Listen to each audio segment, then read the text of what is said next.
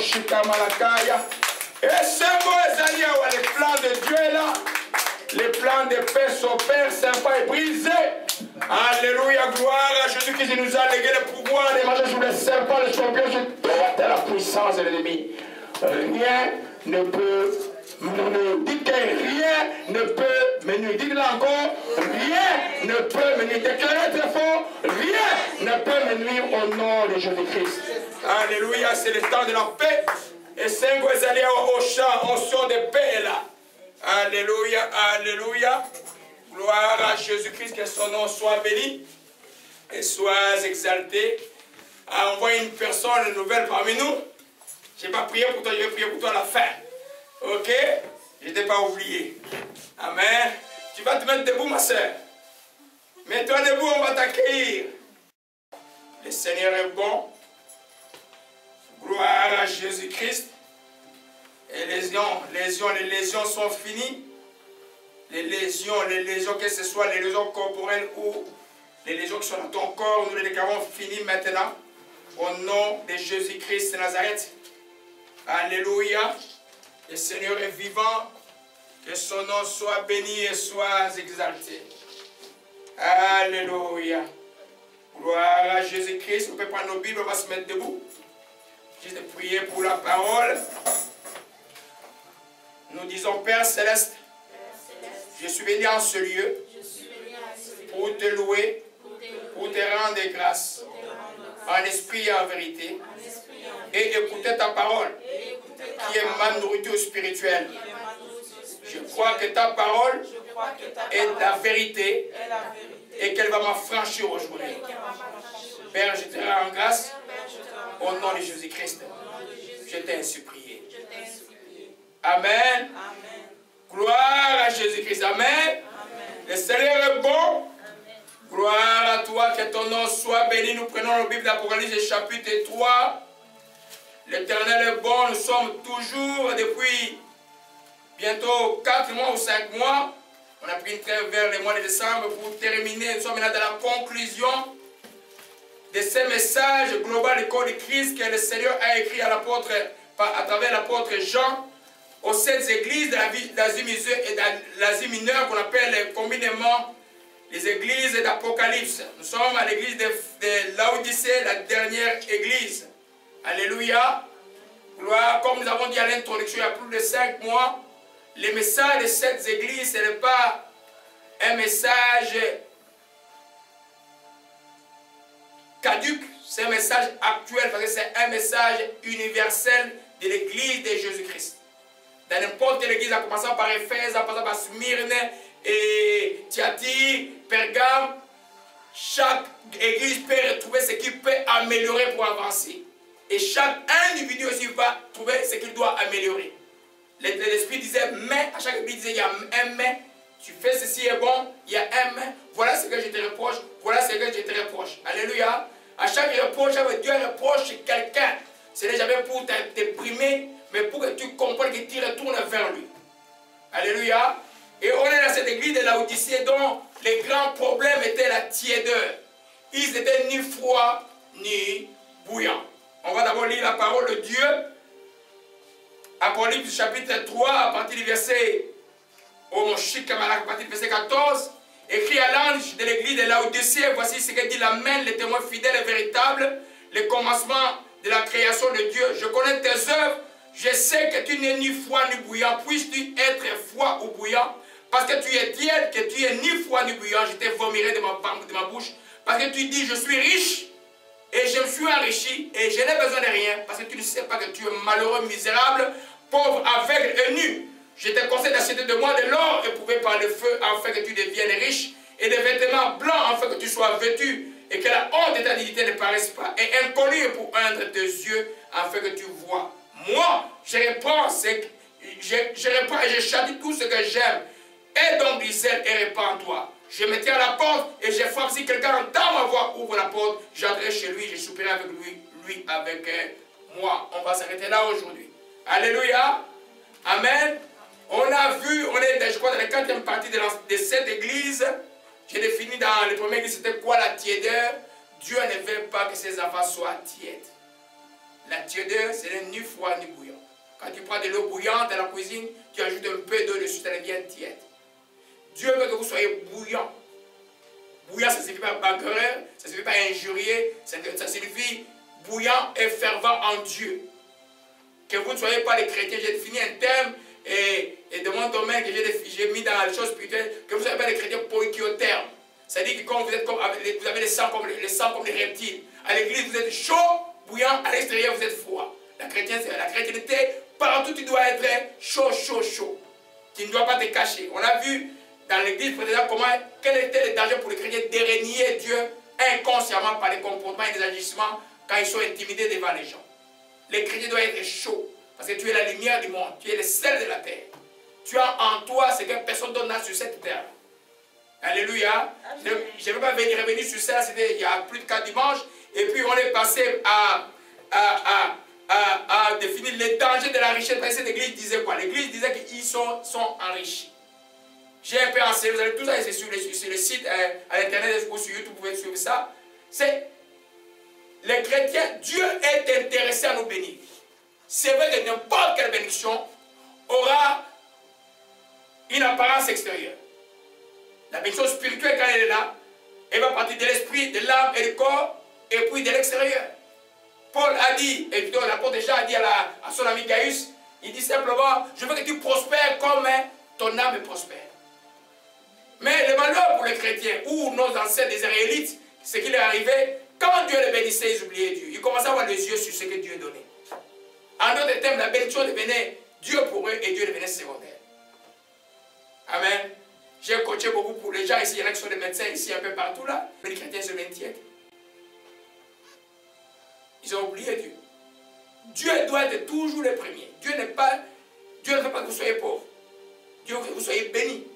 Mais lui doit être le premier. On a pris l'exemple d'Abraham, la Bible dit que Abraham, Genèse chapitre 13, Abraham était très riche.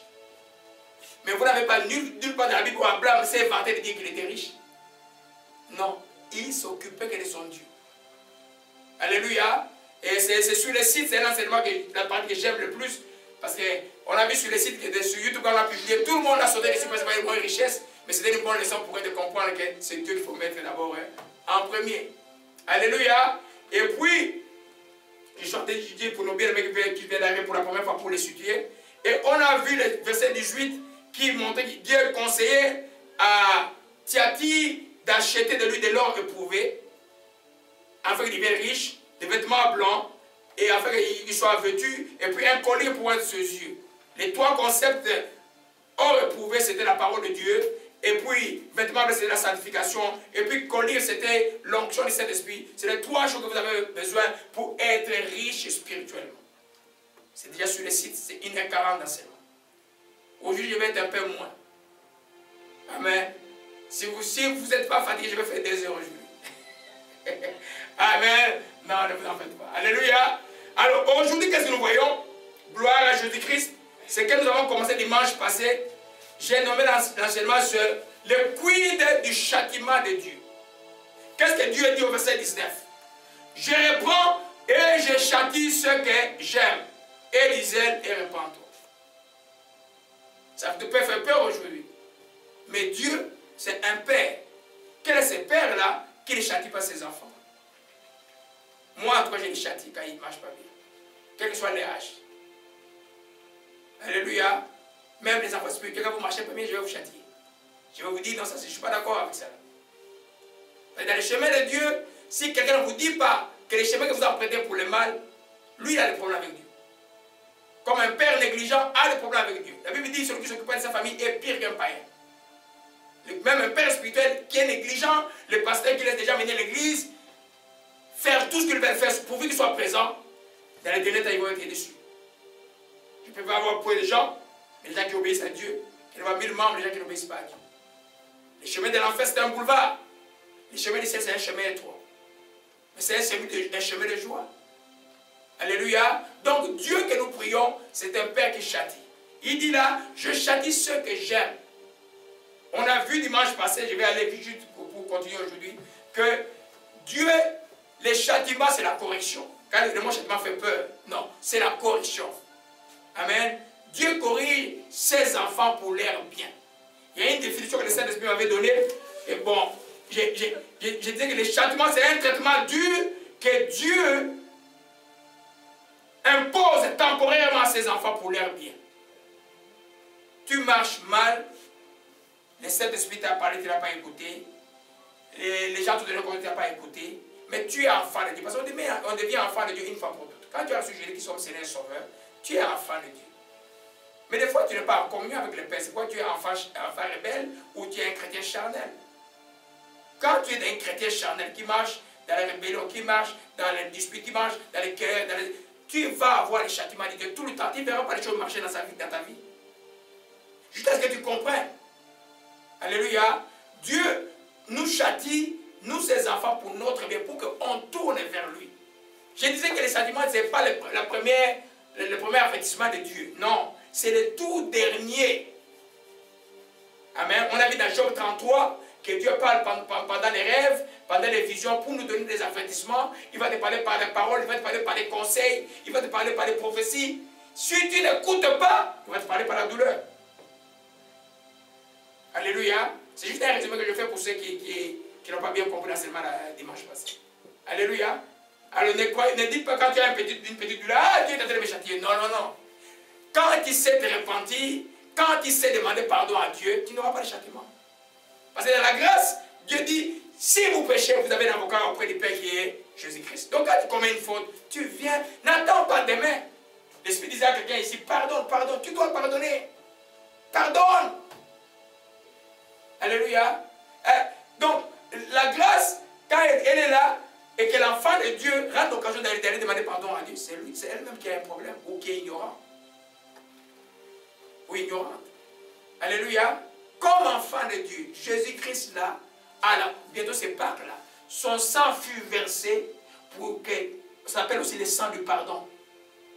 C'est-à-dire que, toi, maintenant qui as reçu Jésus-Christ comme Seigneur Sauveur, quand tu as fait une faute, ne joue pas les petits jeux de cache-cache avec Dieu. Va devant Dieu, confesse ton péché et il va te pardonner parce que tu as déjà reçu comme Seigneur Sauveur. Les châtiments pour ceux qui ne veulent pas se repentir, c'est là-bas où on se recevra les châtiments. Les châtiments pour ceux qui sont rebelles à Dieu. Dieu dit par exemple, ne commettez pas l'impudicité. Toi tu dis non, tu es déjà à l'école, tout le monde a son petit chum, toi tu vas avoir ton petit chum un peu. Mais toi tu es chrétien ou chrétien. Et demain, la pouf, tu es enceinte. Et puis tu vas avoir beaucoup de problèmes dans la vie. Ou demain, c'est une maladie grave qui arrive. Tu es chrétien. C'est un châtiment de Dieu. Dieu va te pardonner, mais tu vas vivre une petite épreuve qui va te faire réfléchir un peu le cerveau. J'ai dit à mes enfants, ils étaient enfants, quand ils ont 4 ans, on fête l'anniversaire et puis on fête aussi la raclée, la fessée aussi. Quand ils finissent l'anniversaire, je regarde dans les yeux du petit. Maintenant, tu as droit à la fessée ici. Là. Quand il finit le petit roi à 3 ans, je pense que ça termine à 3 ans. Moïse me dit, tourne-toi bien, je vais bien te courber, je vais te donner une table là pour que le cerveau fonctionne. Très bien. Alléluia. Est-ce que j'ai fait ça pour faire mourir mon enfant? Non. Et j'ai fait ça pour corriger l'enfant. Dieu est un maître éducateur. Dieu nous éduque pour que, parce que les canevas qu'il nous a donnés ici puissent nous être profitables. Il y a des chrétiens d'où la Bible est comme un livre étranger, mais c'est le livre de la vie. Alléluia. C'est le livre de la vie. Alléluia. Donc, c'est les choses que nous avons vues dimanche passé, mes enfants. Je ne vais pas tout revenir sur ça, mais suivez l'enseignement sur le site. Allez sur le site. Amen. Alors, je vais aller rapidement, je vais un peu avancer. Alléluia. Rapidement, je reviens sur comment s'opère le châtiment de Dieu. Comment Dieu nous punit-il? Comment un Dieu bon peut-il en même temps punir les enfants? Souvent quand on évangélise des gens, on entend les gens dire comment Dieu est méchant, comment il a créé l'enfer? Est-ce que Dieu a créé l'enfer pour les hommes? Non. L'enfer a été créé pour Satan et ses gens déçus. Ils sont rebellés contre Dieu. Mais lui, dans son plan maintenant, il entraîne les gens. Il fait toute la guerre pour... La guerre qui se passe, c'est Jésus qui veut gagner les hommes pour Dieu. Et Satan qui veut gagner les hommes pour la perdition éternelle. C'est ça la guerre qu'il y a sur la terre. L'homme a le choix de dire oui à Dieu et non. Ça, c'est dimanche que je vais enseigner ça. Oui à Dieu et non à ça parce que tu es libre de choix. Tu es un homme libre. C'est comme on dit aux enfants, à la maison de prière, On ne vous force pas de venir ici. On doit vous enseigner la vérité. Même si vous me tapez sur le dos, je vous enseignerai toujours la vérité. Alléluia. Pour que demain, quand vous êtes bénis, moi, j'aurai ma récompense au ciel. Si je ne vous enseigne pas la vérité, j'ai le problème avec Dieu. Si je vous flatte, j'ai le problème avec Dieu. Alléluia. Amen. Gloire à Dieu. Comment les châtiments arrivent-ils? Dieu agit principalement par... Alors, dans le texte de Job, je vais vous montrer rapidement.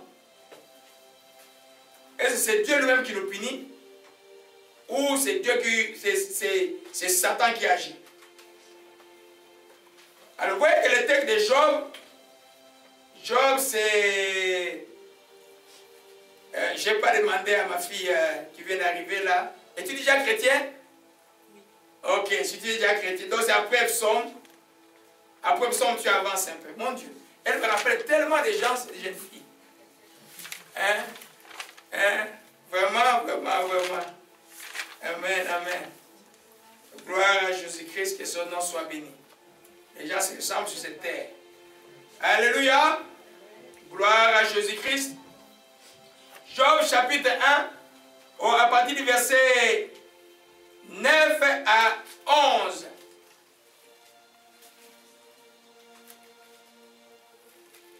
Juste avant le psaume, ma fille. Juste avant le psaume. Avant que tu arrives au psaume, c'est Job. Le psaume, c'est vraiment au milieu de la Bible. Vous êtes là? Amen. À partir du verset 9.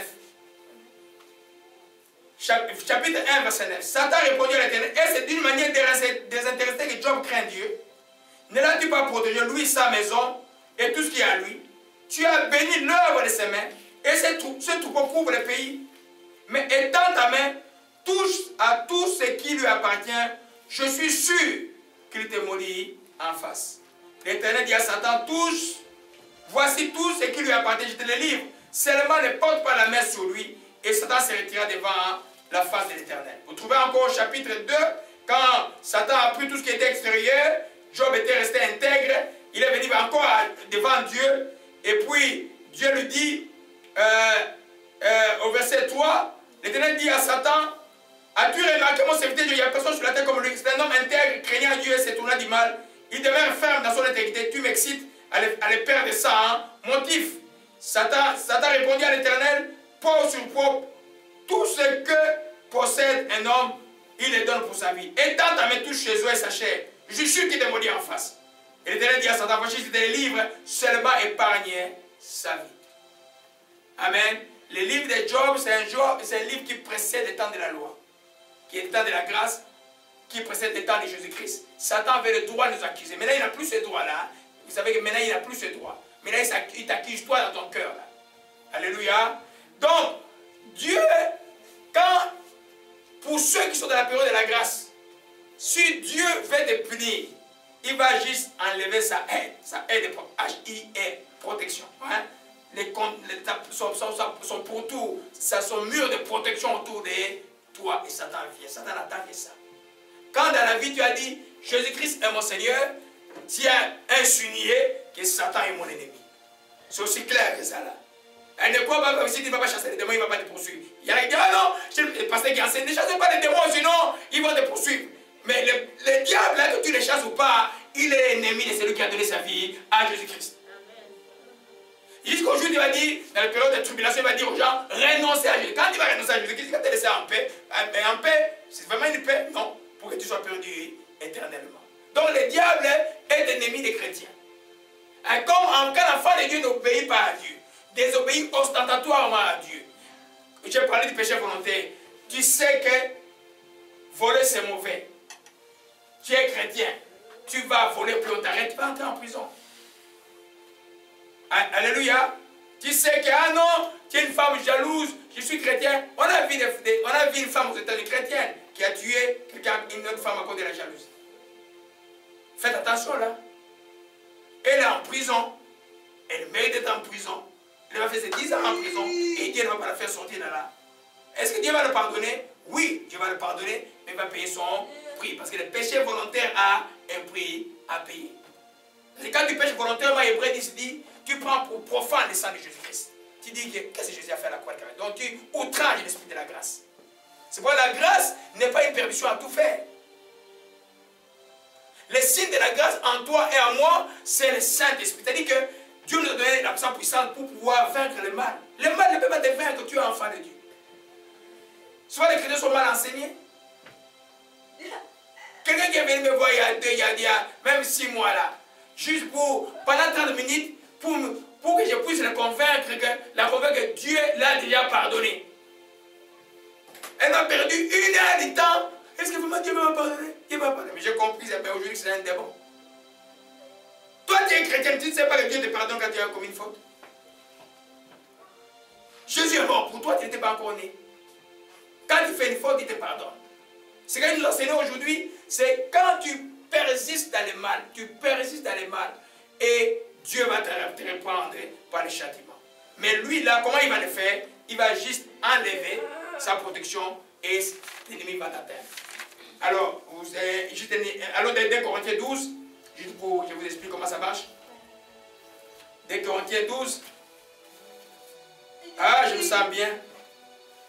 Alléluia. Gloire à Jésus-Christ. Gloire à Jésus-Christ, il est bon. 1 Corinthiens chapitre 12. 2 Corinthiens, je m'excuse. 2 Corinthiens chapitre 12. Alors vous commencez par la fin. Amen. Amen, amen. Amen, amen. Gloire à Jésus-Christ.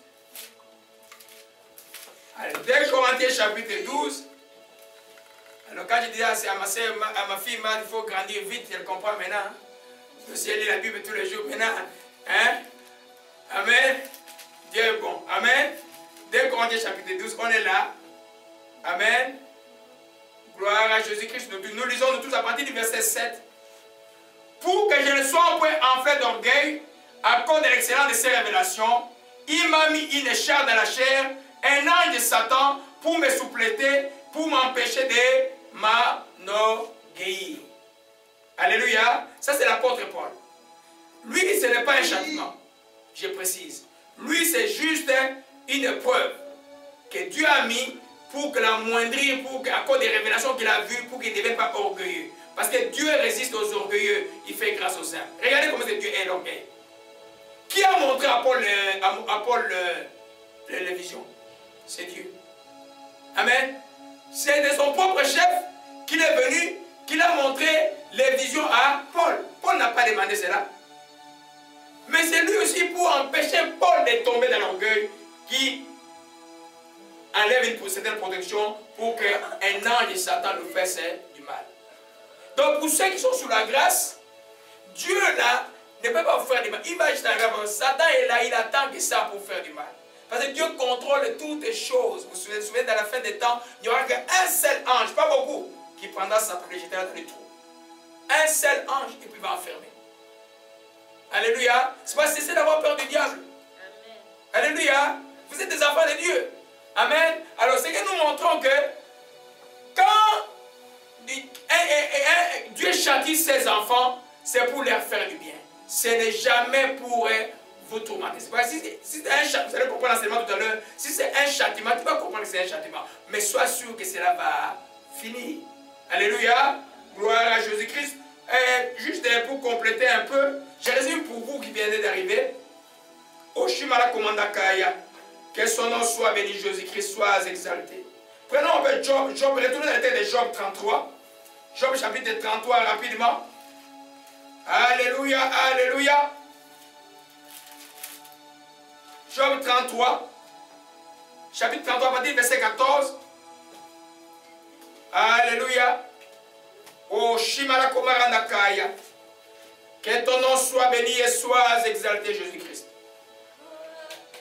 Amen. Dieu parle. Dieu parle cependant tantôt d'une manière, tantôt d'une autre.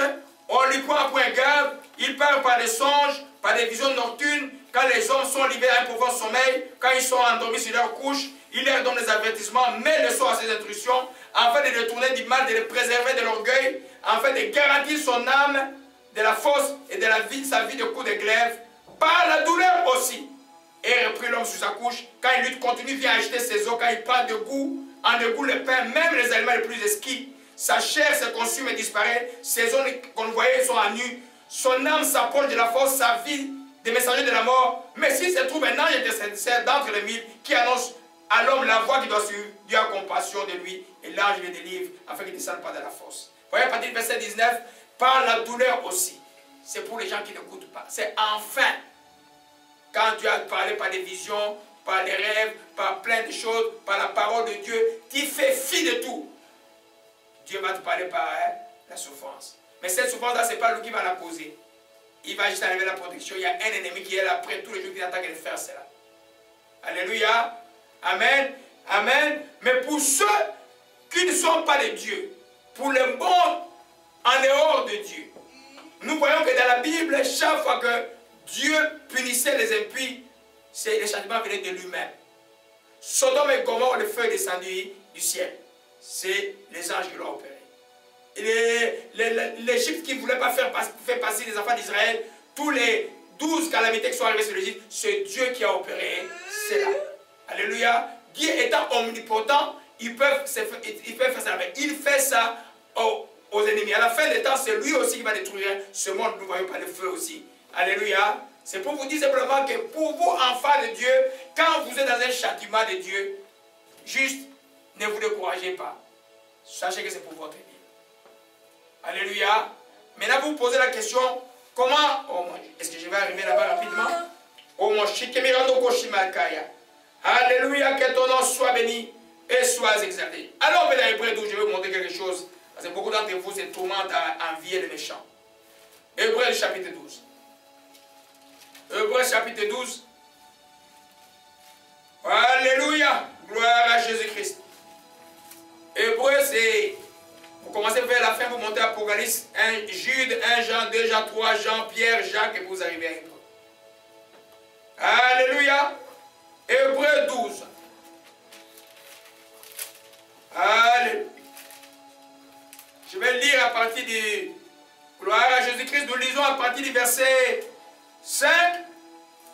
Nous lisons nous tous. Et vous avez oublié l'exhortation que je vous ai adressée comme à des fils. Mon fils, ne méprise pas le châtiment du Seigneur. Ne perds pas courage lorsqu'il te reprend.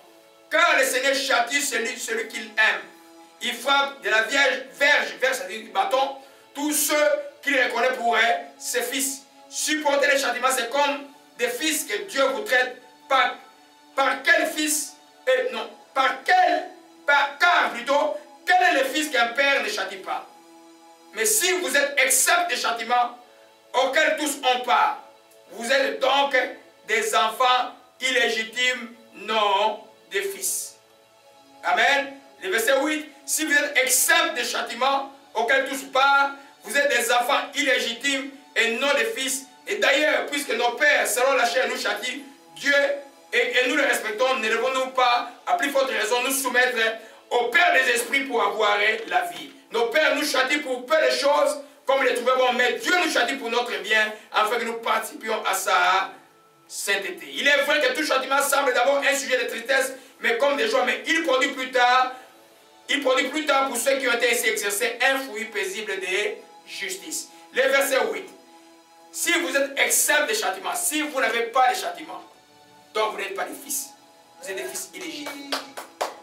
Voyez un peu? Donc un enfant de Dieu là, quand il voit quelqu'un qui fait des bêtises incroyables et rien ne t'arrive, Dieu peut-être ne te connaît même pas. Alors maintenant, ceux qui connaissent Dieu vont dire, oh, comment cette femme-là s'agit comme ça, là, elle ne craint même pas Dieu, fait des bêtises et puis rien ne lui arrive. Et moi, je crains Dieu, j'ai des problèmes tout le temps, des fois. Ah, des fois, je manque ceci. Et puis, comme c'est écrit dans le psaume 73, maintenant, les hommes de Dieu commencent, même David dit, je commence à envier les méchants parce qu'ils sont en la bonne santé de l'époque, c'était le bon point, pas aujourd'hui là. Hein, ils ont le bon point, ils sont à l'aise, rien ne leur arrive. Hein? Il vous est déjà arrivé de regarder des filles ou des garçons qui ne marchent pas, mais qui ne craignent pas, mais tout semble bien marcher pour eux. N'est-ce pas? Alors, des fois, tu vas dire, oh, peut-être ça ne sert à rien que je suive Dieu. Hein? Ça ne sert à rien de suivre. Alors, peut-être de lamentation, je vais vous montrer quelque chose. Amen. Lamentation rapidement. Je n'avais pas prévu de parler de ça. Alléluia. Ah. Amen, amen. Gloire à Jésus-Christ. Alléluia. Alléluia. C'est avant Ézéchiel. Ou si vous continuez avec les psaumes, proverbes, Ésaïe, Jérémie et puis la lamentation de Jérémie.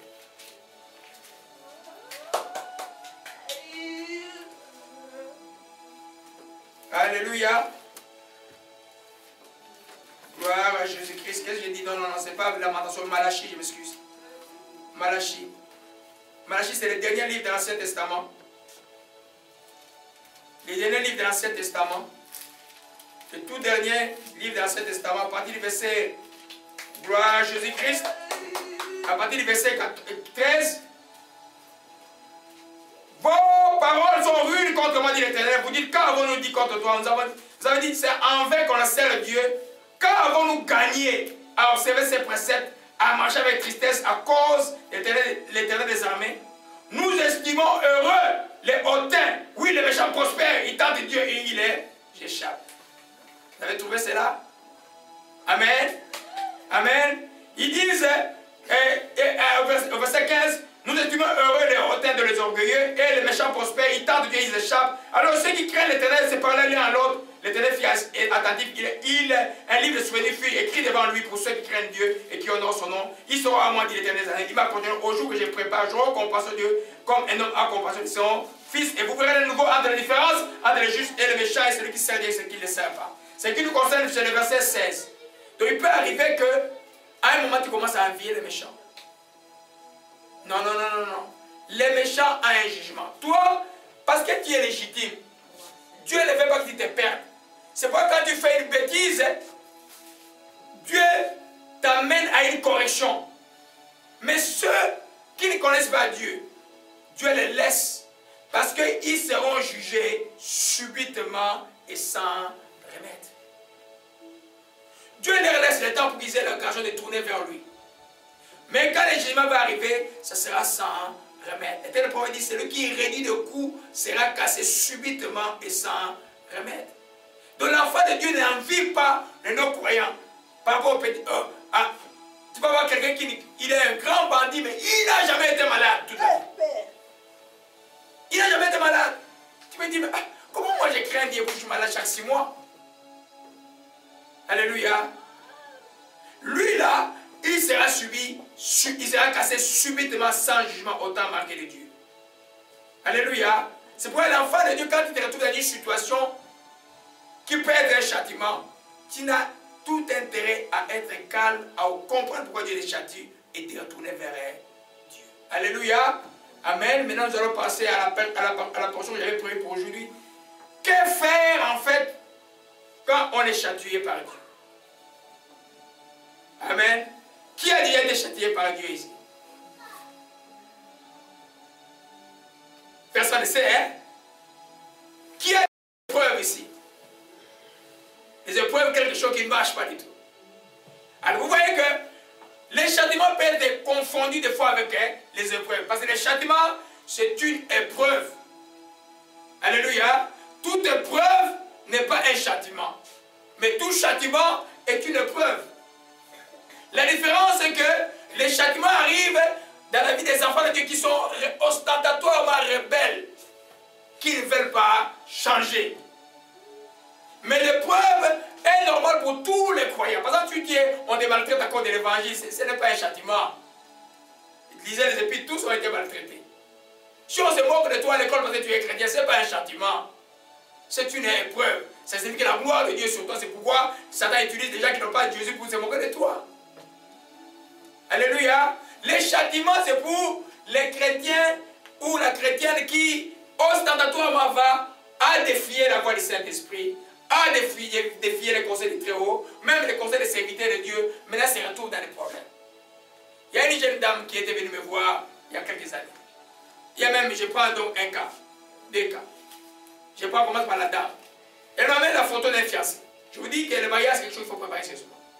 Si vous avez un pasteur qui croit, qui a l'onction prophétique, si vous ne trouvez pas un bon mari, c'est que vous avez un problème. Elle m'a amené la photo d'un homme. Oh, c'est mon fiancé, on va prier. On est dans les années 97 là. J'avais mon groupe de 3 jeunes gens qui priaient avec moi. En priant, l'Esprit a dit clairement que cet homme-là, c'est un menteur. J'ai appelé, j'ai dit, ma fille, cet homme-là, c'est un menteur. Donc tu le pousses, tu le donnes un coup de pied très loin, tu t'éloignes de lui très loin. Ah non, il n'a pas voulu. Oh, je l'aime depuis l'enfance. Je l'aime depuis l'enfance. Je dis que c'est un menteur. Elle n'a pas écouté. Elle est partie à Kinshasa.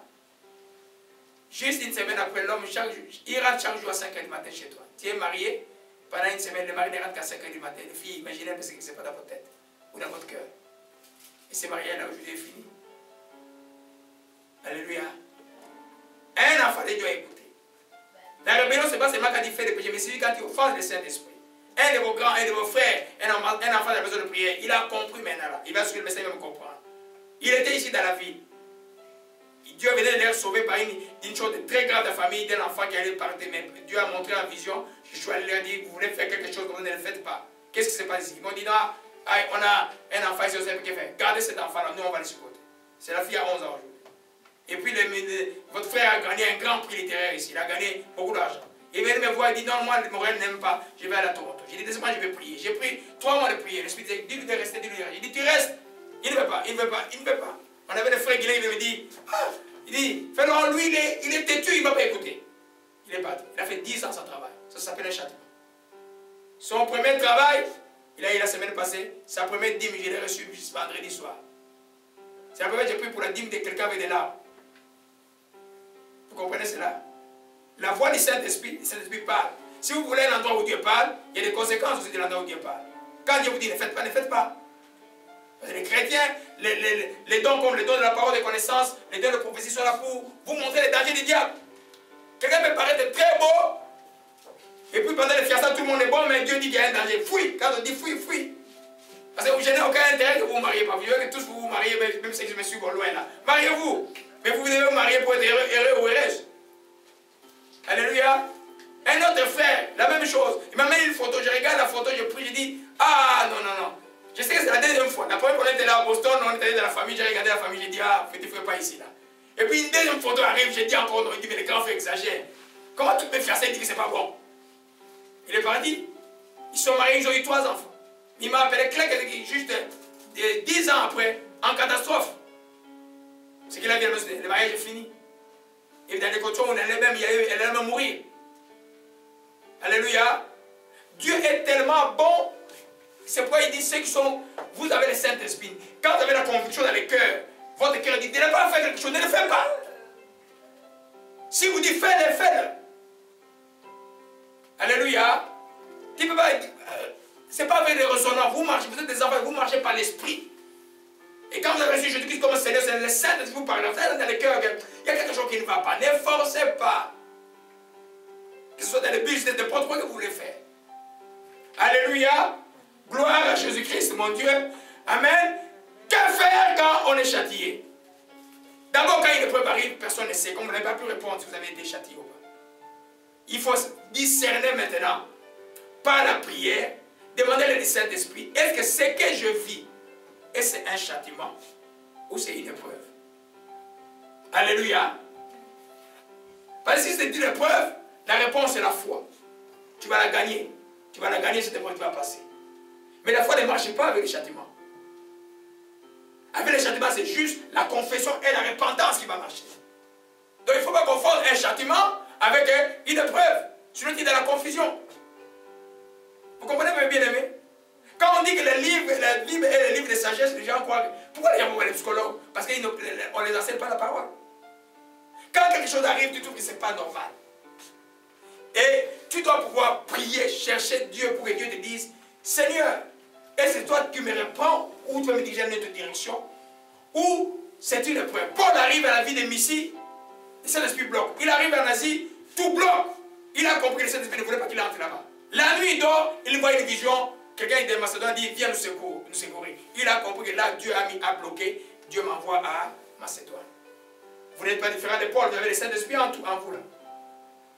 Alléluia. Gloire à Jésus-Christ. Donc la première chose, quand un châtiment arrive, tu dois discerner est-ce qu'il s'agit d'un châtiment ou d'une simple épreuve. L'épreuve, tu vas la gagner par la foi. Une maladie qui arrive, il y a quelque chose qui marche bien, la combat par la foi. Mais la maladie perdue, perdue. Le pasteur vient prier. Les gens qui nous donnent des guérisons prient. Rien ne marche. Tu dois prier. Tu vas voir des fois, l'esprit ou bien quelqu'un va prier et dire non, ma soeur, il faut dire pardon d'abord. Et c'est au manque de pardon qui cause la maladie. Tu vas faire quoi? Tu vas repentir, tu vas pardonner les gens qui te font du mal et puis tu es guéri demain. Donc là, ta maladie n'était plus une épreuve, c'était un châtiment. Est-ce que nous comprenons? Prenez le mot châtiment comme correction. Parce que dans les choses, comme on dit dans la business de Dieu, ce n'est pas les histoires rhétoriques de venir seulement dimanche à l'église, c'est une vie. Tu ne peux pas parler de Jésus dimanche et ne pas parler de Jésus dehors. Parce que Jésus est là pour te diriger dans tous les aspects de ta vie, tout. Dans tes relations, dans tout. Alléluia. Gloire à Jésus. Donc la première chose, quand une épreuve arrive, je fais quoi? Je vais prier, demander l'aide du Saint-Esprit. Alléluia. Alors, juste quelques exemples bibliques. Je prends l'exemple d'abord d'un châtiment. D'abord, le livre de Job que vous venez lire. Job croyait qu'il était châtié. Job n'était pas châtié. Parce qu'il était intègre, il était éprouvé. Simplement. Vous avez vu sa fin? Qui connaît la fin? Qui connaît la fin dans les livres de Job? Vous connaissez la fin? Dieu l'a remis le double de tout ce qu'il avait perdu. Alléluia. Amen. C'était une épreuve. Mais, alors dans le texte de Josué, Josué chapitre 7, vous allez voir ce que c'est un châtiment de Dieu. Pour Akan et pour Israël, c'était un châtiment. Alléluia. C'est pour que quand ils arrivent, oh non, Dieu me châtie. Non, non, non, non. Il va vous, je dirais que le châtiment est rare pour les croyants, mais il est pour les croyants rebelles et charnels. Si tu ne marches pas avec Dieu, Dieu ne te châtira. Quand quelque chose arrive, c'est une preuve simplement. Alléluia. Josué chapitre 7. Alléluia. Là, nous voyons Josué, le grand général qui succède à qui Josué a succédé? À Moïse. Et puis il arrive dans le pays du Canaan. Ils arrivent d'abord le combat de Jéricho. Ils le gagnent simplement sans bataille. Avec des cris simplement. Alléluia. Mais Dieu a dit avouer tout par interdit. C'est-à-dire que Dieu a interdit qu'on ne touche rien de ce qui était à Jéricho, qu'on le brûlait tout. Alors, un certain monsieur Akan, lui il arrive, il voit un beau marteau, il voit beaucoup d'argent, il voit un légat d'or, la convoitise dans son cœur, il prend cela, il va cacher dans sa tente. Alors maintenant, le prochain combat, c'est avec une petite ville qui s'appelait Haï. Jésus dit, alors on peut au verset 7, Jésus dit au verset 7, il dit, au verset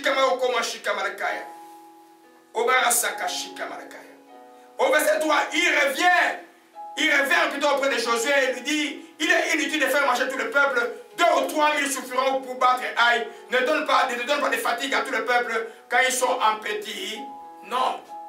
Donc Haï était en petit nombre. Alors, maintenant ils vont, et puis, ils vont au verset 5, au verset 3, 3 000 environ se mirent en marche, mais ils prirent la fuite devant Haï. Les gens de Haï les tuèrent environ 36 hommes, il les poursuivit jusqu'à la porte de Sébarim, il les battit dans le sang, le peuple fut consterné et perdit courage. Josué déchira ses vêtements et se positionna jusqu'au soir les visages contre terre. Devant l'Éternel, lui dit, et lui et ses anciens se couvrirent la tête des poussières. Je dis, ah Seigneur, pourquoi as-tu fait passer les Jourdain à ce peuple pour nous livrer entre la main des Amoriens et nous faire périr?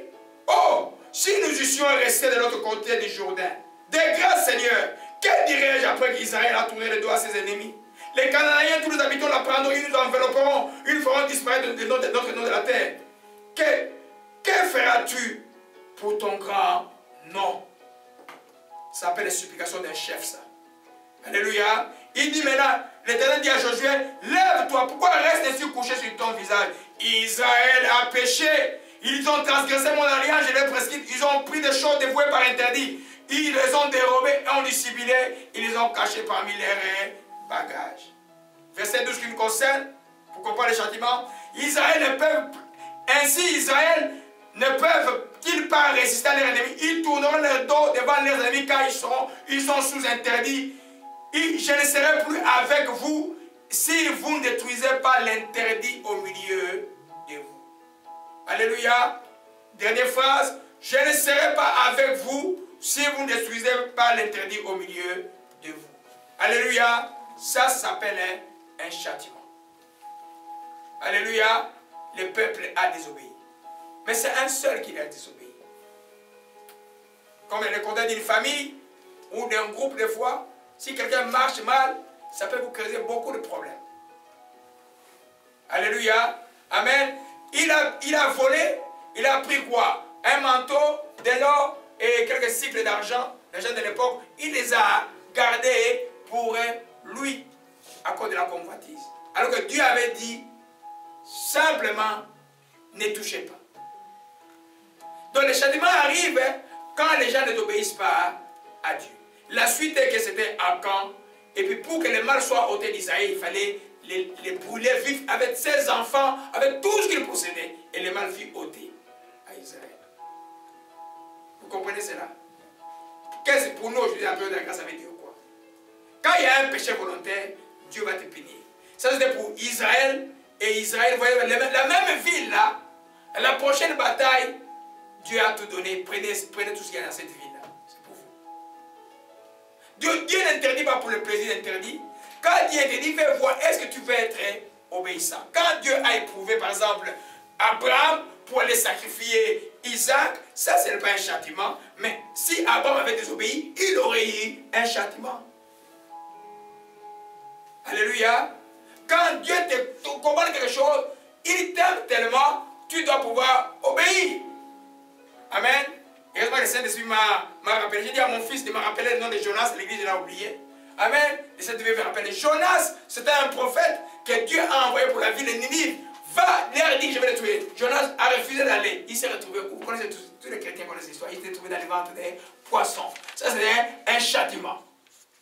Dans les ventres des poissons, ça sent bon. Quel genre ça dit l'odeur d'une baleine? Il faut aller à Niagara, ça sent mauvais. Pendant 3 jours. Là-bas, et il a compris qu'on ne désobéit pas à Dieu, même si c'est serviteur de Dieu. Alléluia. Est-ce que Dieu a tué Jonas? Non. Quand il a compris Dieu, il l'a laissé libre. La même chose, Dieu châtie ses enfants, corrige ses enfants pour que ses enfants retournent vers lui. Mais il faut que les enfants puissent discerner. C'est pourquoi des fois, quand tu vois une douleur qui perdure, il faut qu'on prie, qu'on sache quelle est sa cause. Alléluia. Gloire à Jésus-Christ. Alors, Amoshika Malakamanakaya. Oshikamala. Donc, Akan fut brûlé vif et les balles furent ôtées du milieu d'Israël. Donc, il ne faut pas confondre une épreuve avec un châtiment. Un chrétien qui évangélise, qui travaille, fait le travail de Dieu, c'est normal qu'il n'y ait pas des épreuves. Ce n'est pas des châtiments. Parce que la foi a besoin de l'épreuve pour être solide, pour nous se nourrir. S'il n'y a pas d'épreuve, il n'y a pas de foi. Amen. Ta foi là, pour qu'elle soit éprouvée, il faut qu'il y ait des épreuves. Alléluia. Il y a une maladie qui arrive, tu crois que tu vas te guérir, tu es guéri. Une crise là, tu crois qu'il n'y a rien encore à banque, tu crois en Dieu de mettre toutes ces règles. Une inscription qui ne marche pas bien, tu appliques partout et puis finalement tu dis non, je vais entrer dans cette portion universitaire et tu te retrouves par cause de la foi. Donc la foi là c'est non. Quand il marche bien, la foi, l'épreuve est partout et la victoire par la foi aussi est partout. Mais quand tu es rebelle, ça veut dire confus. Tu ne sais plus si c'est une épreuve ou c'est un châtiment. C'est pas l'enfant de Dieu a tout intérêt d'être obéissant. Oh Shimalakaya. Alléluia. Donc Job, lui, il croyait que c'était un châtiment, mais pour lui, ce n'était pas un châtiment, c'était une épreuve. Rapidement, je prends juste un. Oh mon Shikamalakamondo Sakaya. Job, allons dans de Job. Alléluia, alléluia. Hosanna, Hosanna, Hosanna. Hosanna, Hosanna, Hosanna. Gloire à Jésus-Christ, que son nom soit béni. Élevez Jésus-Christ. Élevez Jésus-Christ. Alléluia. L'Éternel est bon. Que son nom soit béni. Non les Omoshima Ondakaya.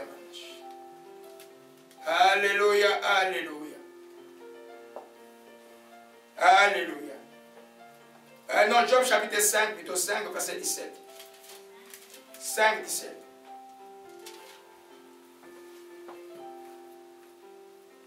Alléluia. Heureux l'homme que Dieu châtie. Ne méprise pas la correction de Tout-Puissant. Il fait la plaie, il abandonne. Il blesse, sa main guérit. 6 fois il te délivrera de l'angoisse. 7 fois le mal ne l'atteindra pas. Heureux l'homme que Dieu châtie. Donc quand Dieu te corrige, c'est pour ton bien. Alléluia. Donc pourquoi c'est écrit dans le livre de Job? Parce que les amis de Job, quand ils sont arrivés, tous ont cru que Job était châtié. Amen. Les gens peuvent voir quelqu'un dans des problèmes. Quelqu'un qui aurait pu Joseph, quand il était vendu par ses frères, quand il était esclave en Égypte, il dit, oh, Joseph est châtié. Est-ce que Joseph était châtié? Non, c'est des épreuves. Alléluia. Mais le cœur de Joseph était intègre. Il craignait toujours Dieu. Et il a fait qu'il avait la victoire et est devenu gouverneur d'Égypte. Amen. Pour les amis de Job, ils croyaient que Job était châtié. Mais Job n'était pas châtié. Il défendait sa cause à corps défendant, mais il n'était pas châtié. C'était une épreuve simplement. Alléluia. Je dis dans une épreuve, la réponse est la foi. Dans un châtiment, la réponse est la confession et la repentance. Amen. Tu es une chrétienne, on te dit que l'impudicité c'est mauvais, tu as le sida, c'est un châtiment. Là, j'ai vu des gens comme ça là, qu'est-ce que tu fais dans ces cas-là? J'ai vu des gens non croyants avec le sida guéris et les chrétiens avec le sida qui meurent. Pourquoi? Le non-croyant ne connaissait pas Dieu. Il a demandé pardon, Dieu l'a guéri. Il y a un même qui est ici dans cette ville ici là. Qui a été guéri par l'église de Tengala, si elle le connaît, je ne sais pas si elle connaît son cas, mais elle connaît le monsieur. Amen. C'était un grand militaire au Congo. Il est encore vivant jusqu'aujourd'hui, ça fait plus de 25 ans. Mais on a vu des croyants, même récupérer la santé et vivre les autres encore, puis partir directement. Où est-ce qu'ils sont? Ils sont au ciel, mais Dieu les a punis par la mort. Alléluia. Nous comprenons cela? Est-ce que quelqu'un qui est mort, qui va au ciel, c'est un bénéfice ou pas? Alléluia. Alors, de comprendre que les péchés volontaires, tout ça c'est des enseignements pour vous préparer l'enlèvement, comme j'ai dit. Sanctification et crainte de Dieu pour les enfants de Dieu. Tu te retrouves enceinte, et puis, des complications bizarres, il y a un châtiment là. Ça demande maintenant que les gens prient beaucoup, supplient Dieu pour que les conséquences n'arrivent pas dans ta vie. Mais si tu n'as pas ces gens-là, tu fais quoi? C'est très compliqué. Alléluia. Gloire à Jésus-Christ. Donc, la première chose, la deuxième chose, quand tu as discerné, si c'est confirmé que c'est le châtiment, tu fais quoi? Tu dois pouvoir chercher la cause. Pourquoi je suis châtié? Parce que si tu ne sais pas pourquoi tu es châtié, tu ne peux pas bien te confesser ton péché. On ne confesse pas le péché en bloc. On dit j'ai menti, j'ai volé, j'ai tué, j'ai envie. On doit être spécifique dans sa confession. Parce que quand tu es spécifique dans ta confession, la confession est toujours suivie de quoi? De quoi? De la repentance, du changement. La repentance, ça dit que la confession tu dis que oh Dieu, j'ai mal fait, j'ai frappé mes amis à l'école, je te demande pardon. Je te promets qu'il ne devrait plus le faire. Là, tu fais des promesses de repentance. Mais la vraie repentance, tu le fais quand tu as fini de prier, tu ne frappes plus les gens à l'école. Tu ne tues plus. Tu ne commets plus l'impudicité. Tu ne fais plus ces choses-là. Tu ne mens plus. Alléluia. C'est pourquoi si ta confession n'est pas spécifique, comment tu vas changer?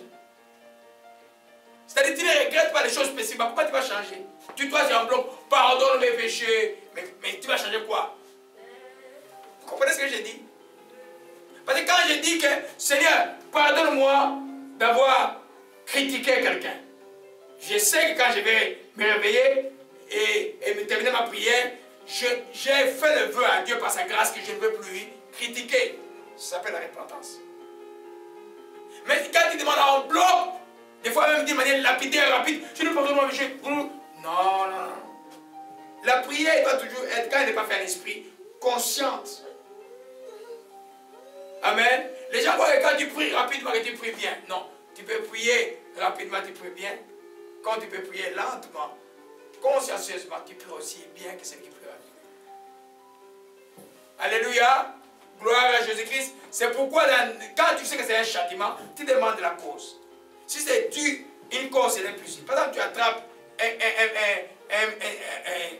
un petit S ou un MST, ça dépend de ce que vous appelez, sexuellement transmissible, sexuellement, et Tu sais c'est bien par l'impudicité. Quand tu demandes pardon à Dieu, tu demandes pardon pour l'impudicité, tu ne commets plus l'impudicité. Alléluia. Vous comprenez un peu? Amen. Donc, tout est spécifique. Pourquoi tu dois demander la cause? Parce qu'il y a certaines malédictions ici qui ne parlent pas de toi, qui viennent des parents. Si le parent est dans la franc-maçonnerie, si le parent est dans la rose-croix, si les parents pratiquaient le vaudou ou le fétichisme africain et dans l'histoire des crânes des ancêtres, et si les parents ont pratiqué les rituels avec les morts, n'importe quel rituel, et l'insecte, retournement des morts, et invocation des crânes des ancêtres, ou et dans les maïkari et kankar, aller sur la célébration de l'idolâtrie, tous les sciences occultes, la malédiction est potentiellement sur les enfants. Donc tu peux vivre un problème, ce n'est pas toi, c'est tes parents. Là, qu'est-ce que tu fais? C'est là où tu demandes pardon à Dieu pour tes parents et tu renonces à tout héritage spirituel qui appartient à tes parents. Ce que je vous fais faire, je fais la prière de délivrance, je vous fais faire ce genre de prière. Il y a certains problèmes qui arrivent dans la vie des enfants, ils sont des victimes. Pourquoi alors que dans Exode chapitre 20, rapidement? Exode 20. Alléluia. Gloire à Jésus-Christ. Amen. Gloire à Jésus-Christ. Exode 20, Exode c'est après Genèse, juste le deuxième livre. Après Genèse, juste le deuxième livre. Alléluia. Et c'est à partir du verset 5. Amen. Nous lisons.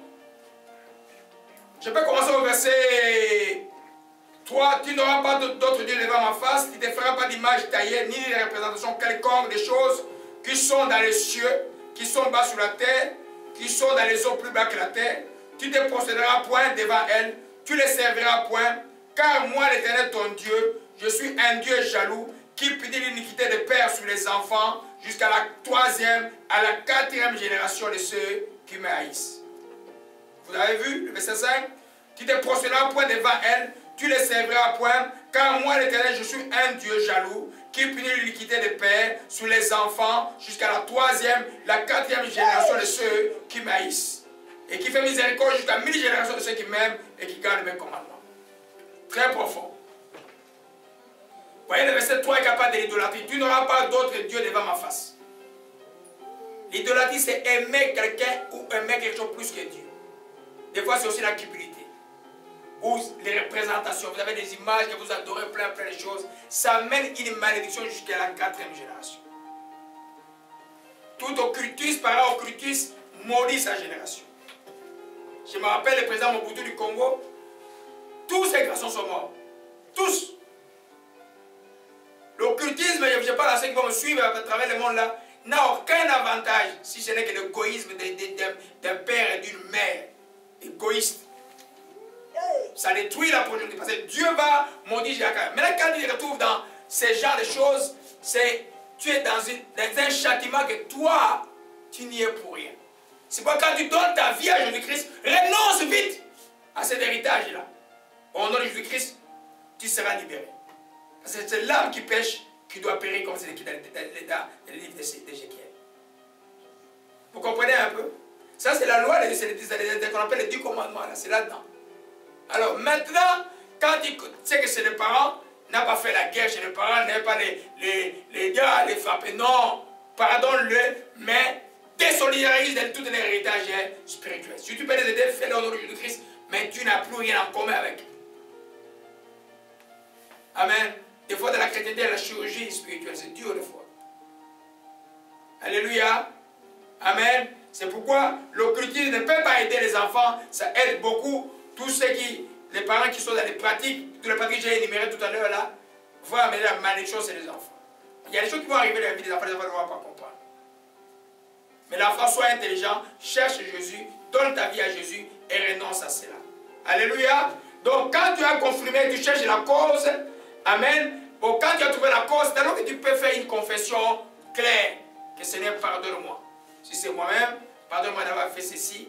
Amen. Par exemple, les jeunes filles. Tu vois, je vais enseigner, j'ai donné un séminaire à Washington il y a quelques années, il faut que je trouve ce séminaire-là. Je vais vous le donner ici, là, sur la chasteté. J'ai défini la chaîne du mal, pardon, de l'implicité. Mais c'est dangereux. Vous voyez un peu? Dans les pays comme celui-là où l'avortement est permis tout le temps. Tu as un grossesse, tu avortes. Tu as un grossesse, tu avortes. Qu'est-ce qui peut t'arriver demain? Tu risques de manquer des enfants. Vous comprenez un peu? Quand tu es inconscient, on peut comprendre. Quand tu es chrétien, tu connais la parole, fais extrêmement attention. Tu risques de manquer des enfants. Le pasteur Laurent peut gêner, prier, couper 4. Tu vas dire, il va attendre peut-être 10 ans. Vous comprenez un peu? Alléluia. Le monde là, il ne faut pas jouer. Alors, quand vous voyez ça, quand tu dis, ah, par exemple, tu te retrouves, tu n'as pas d'enfant, et puis il y a ça là. Tu pries, devant le Seigneur va te monter. Ah, tu vas demander pardon à Dieu. Seigneur, pardonne-moi pour l'implicité, pardonne-moi pour le meurtre, parce que l'avortement c'est un meurtre. Tu demandes pardon spécifiquement sur toutes ces choses-là. Dieu va te pardonner. Mais comme c'est un péché volontaire, on va beaucoup prier, tu vas beaucoup supplier Dieu. Pour que, parce que les supplications terminent quand lui-même veut. Parce que là, tu as outragé l'esprit de la grâce. Mais dans sa miséricorde, si tu persistes, tu vas voir qu'il va te faire grâce. Alléluia. Comme on dit, Dieu corrige pour notre bien. Alléluia. Gloire à Jésus-Christ, que son nom soit béni. Alors, Oshimara Komandakaya. Donc, maintenant tu vois que quand tu as... Maintenant, troisième chose, si le châtiment est confirmé, tu sais que ça c'est un châtiment de Dieu. J'en connais la cause. Et j'ai demandé pardon. J'ai demandé pardon, je confesse, je me répands de cela. C'est bon, Dieu va te pardonner. Mais pour que cette conséquence-là termine, tu dois supplier Dieu. Tu dois entrer en prière. C'est là où les jeûnes et les prières vont entrer. Je vous dis qu'un chrétien qui marche normalement n'a pas besoin de gêner pour Dieu le pardon. C'est un non-sens. Je l'ai déjà prié de prier. Tu as besoin d'être sincère. Dieu te pardonne. Mais quand tu te retrouves dans un cas où Dieu te montre clairement qu'il est en train de te reprendre, tu as besoin de gêner et de prier pour que sa punition soit aménusée ou qu'il enlève simplement sa punition. Il sera souverain de ça. C'est pourquoi c'est là où intervient le prière et la supplication. Les prières et les supplications terminent quand vous connaissez la leçon, c'est quand Dieu a parlé. Tu peux supplier, tu dois venir jusqu'à ce que Dieu te dise, ma fille, lève-toi, mon fils, lève-toi. C'est fini cette chose-là. Vous voyez un peu? C'est parce que c'est une mauvaise, très mauvaise chose. Un enfant de Dieu de résister au Saint-Esprit, d'aller dans une direction mauvaise, même si Dieu donne tous les affectements possibles. Alléluia. Gloire à Jésus-Christ. Oshimalakaya. Alors, dans Daniel chapitre 9, nous voyons comment, quand le châtiment est confirmé, il faut compter sur la miséricorde de Dieu en confessant son péché et en se répandant. Alléluia. Je vous conseille quand un enseignement est donné, allez sur le site, resuivez-le même 2-3 fois. Alléluia. Oh, le sang de Jésus agit maintenant. Le sang de Jésus agit maintenant. Alléluia, gloire à Jésus-Christ. Que son nom soit béni. Que son nom soit loué. Gloire à Jésus-Christ. Daniel chapitre 9. Alléluia. Oh, Shashana Maranatha. L'heure est exacte, c'est 14h moins 1 minute. Amen, amen. J'ai le temps aujourd'hui, parce qu'on va louer un peu à la fin aussi. Gloire à Jésus-Christ. Amen. Daniel chapitre 9. Amen. On est là. Vous avez trouvé Daniel, c'est après Ézéchiel, hein, ou bien, alléluia. Amen, amen. Vous prenez Psaume, Esaïe, Jérémie, Lamentation, Ézéchiel et puis Daniel. Alléluia. Daniel chapitre 9. Daniel, comme vous savez, c'est un enfant de la déportation. C'est un enfant qui a grandi dans les châtiments. Le peuple d'Israël n'obéissait plus à Dieu. Dieu, pour les punir, pour les corriger, les a châtiés avec une déportation.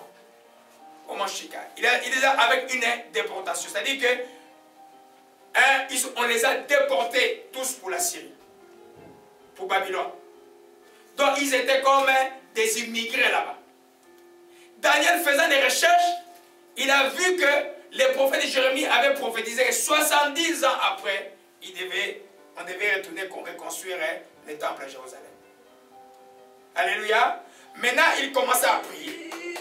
Il dit ici, on vous dit au verset 2, la première année de son règne, moi, Daniel, je vis par les livres qui devaient s'écouler 70 ans pour les ruines de Jérusalem, après le nombre de l'année dont l'Éternel avait parlé à Jérémie le prophète. Je tournais ma face vers le Seigneur Dieu, afin de recourir à la prière et aux supplications, en gênant, en prenant les sacs et les cendres. Ils étaient en punition déjà. Ils étaient en punition. J'ai prié à l'Éternel, mon Dieu, et je lui fis cette confession. Seigneur, Dieu est grand et redoutable. Toi qui gardes ton alliance, qui fais miséricorde à ceux qui t'aiment et qui observent tes commandements. Nous avons péché, nous avons commis l'iniquité, nous avons été méchants et rebelles. Nous nous sommes détournés de tes commandements et de tes ordonnances. Nous n'avons pas écouté les serviteurs, les prophètes qui ont parlé en ton nom, nos rois, à nos chefs, à nos pères, à tout le peuple du pays. À toi, Seigneur, et la justice, à nous la confusion des faces. En ce jour, aux hommes de Juda, aux habitants de Jérusalem, à tous Israël, à ceux qui sont près, ceux qui sont loin, dans tout le pays où tu les as chassés, à cause des infidélités dont ils se sont rendus coupables envers toi. Seigneur, à nous la confusion des faces, à nos rois, à nos chefs, à nos pères, parce que nous avons péché contre toi. Alléluia.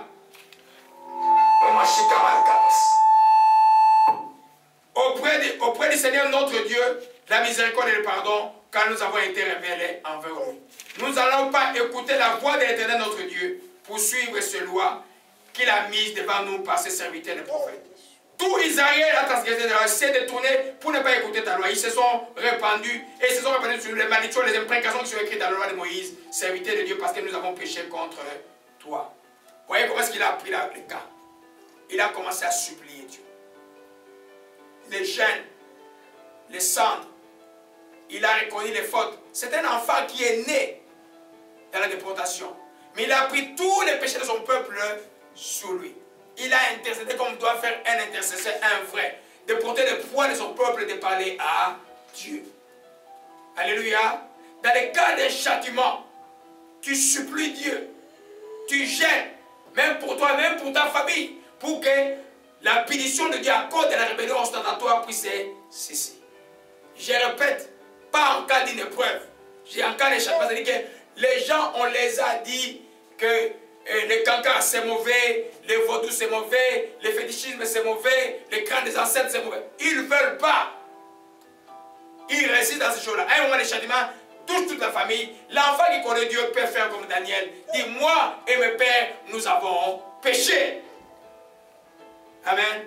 Les gens de la franc-maçonnerie disent, non, moi et mon père, nous avons péché. Alléluia. Vous voyez comment est-ce qu'il a pleuré devant Dieu. Vous allez voir maintenant au Shimarakaba, au verset 17. Au verset 17 rapidement. Au Mashikaya. Maintenant donc, oh notre Dieu, écoute la prière, les supplications de ton serviteur. Pour l'amour du Seigneur, fais briller sa face du ton sanctuaire dévasté. Mon Dieu, prête l'oreille, écoute. Ouvre les yeux, regarde nos ruines. Regarde la vie sur laquelle ton nom est invoqué. Car ce n'est pas à cause de notre justice que nous te présentons nos supplications, mais à cause de tes grandes compassions. Nous sommes fautifs. On ne peut même pas te regarder, Dieu. Mais à cause de ton nom, de tes grandes compassions. Alléluia. Seigneur, pardonne et sois attentif. Agis. Ne t'aide pas par amour de toi, ô Dieu. Car ton nom est invoqué sur la ville et sur ton peuple. Le verset 20. J'ai parlé encore, j'ai prié, j'ai confessé mon péché et le péché de mon peuple.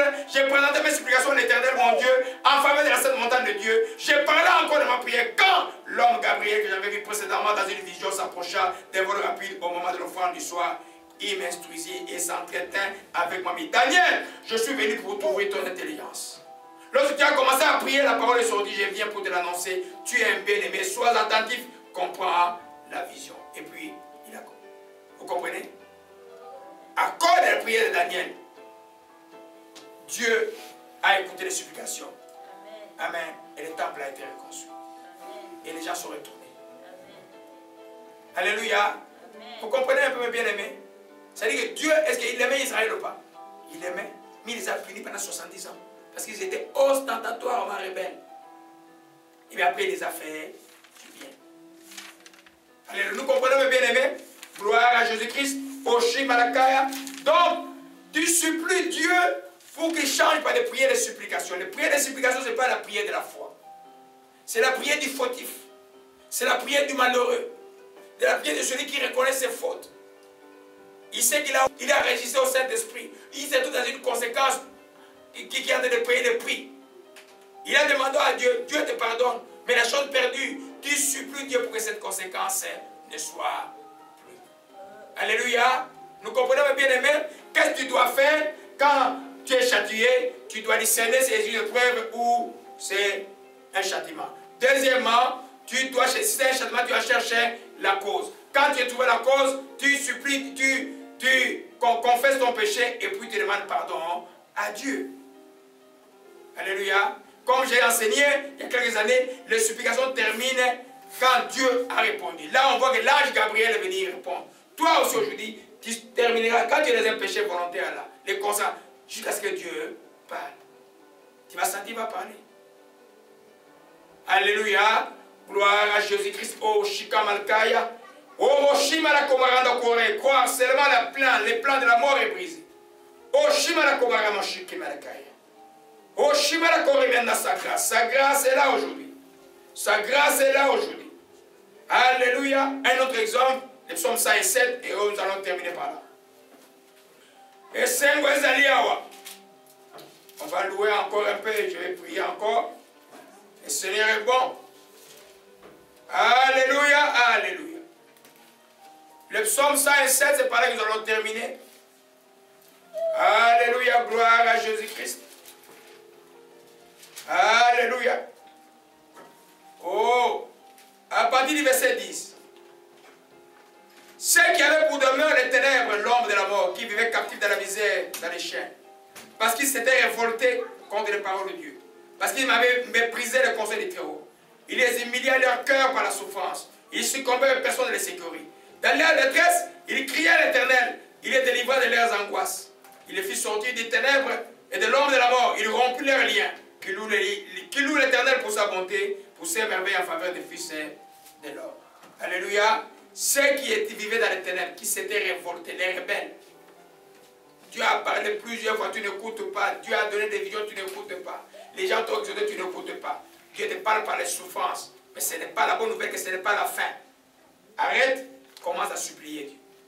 La Bible dit ici que nous avons vu, ils crièrent à l'Éternel. Et Dieu a utilisé sa bonté, sa miséricorde pour les secourir de nouveau. Amen. Donc, ça veut dire, tant que tu es vivant sur cette terre, quand tu as donné ta vie à Jésus-Christ, il n'y a pas une condamnation arrêtée pour toi. Tu es enfant de Dieu. Pourquoi la Bible nous parle d'un enfant prodigue qui a dit à son père, je ne vais pas t'obéir, je vais prendre toute ma richesse, je vais aller les gaspiller. Il est allé chez les prostituées, il a perdu tout l'argent, il commençait maintenant à travailler dans une porcherie, il commençait à envier même la nourriture des porcs, des cochons. Mais il dit à lui, quand il est entré en lui-même, il dit, mais qu'est-ce que j'ai fait ici? Je suis enfant de Dieu. Je vais retourner à la maison de Dieu. Je parle à quelqu'un maintenant là. Tu es dans des situations où tu ne devais pas être comme enfant de Dieu. Tu as connu Jésus-Christ comme Seigneur et Sauveur. Tu as obéi. Tu as goûté même à la gloire des choses à venir. Rempli du Saint-Esprit. Tu as vu le miracle, la puissance de Dieu agir dans ta vie, autour de toi. Mais tu as été rebelle. Alors le Saint-Esprit te retrouve dans des problèmes. Il t'a joint vraiment un ordre de retourner vers Dieu. Entre en toi-même. Supplie ton Dieu. Reviens à la maison. Dieu va t'accueillir. Dieu va t'accueillir. C'est pourquoi il s'appelle l'Éternel, Dieu miséricordieux, lent à la colère, riche en bonté, qui pardonne la rébellion et l'iniquité. Alléluia. Alléluia. Nous voyons qu'il n'y a pas un cas que Dieu ne peut pas récupérer. Mais Dieu a besoin de la volonté de l'homme pour les récupérer. Alléluia. Ce que nous allons voir dimanche prochain, quand Dieu dit, je frappe à la porte, ouvre. C'est toi qui vas ouvrir à Dieu la porte. On va voir demander quel est le pouvoir de la volonté de l'homme. Est-ce que l'homme en lui-même a une volonté? Est-ce que l'homme peut choisir le bien et le mal? L'homme est-il libre ou c'est un robot que Dieu conduit? Alléluia. C'est ce que nous allons voir dimanche prochain. Aujourd'hui, nous terminons par la Père Céleste. Je te rends grâce. Je te demande pardon pour tous les aspects de ma vie qui démontrent que je suis dans la rébellion Je vais humblement te demander pardon pour toute rébellion dans ma vie. Je te prie, Père Céleste, de me recevoir de nouveau. Je vais encore être conduit par toi. Saint-Esprit, aide-moi à retourner dans ce chemin de vie. Père, je te rends en grâce de m'accueillir de nouveau.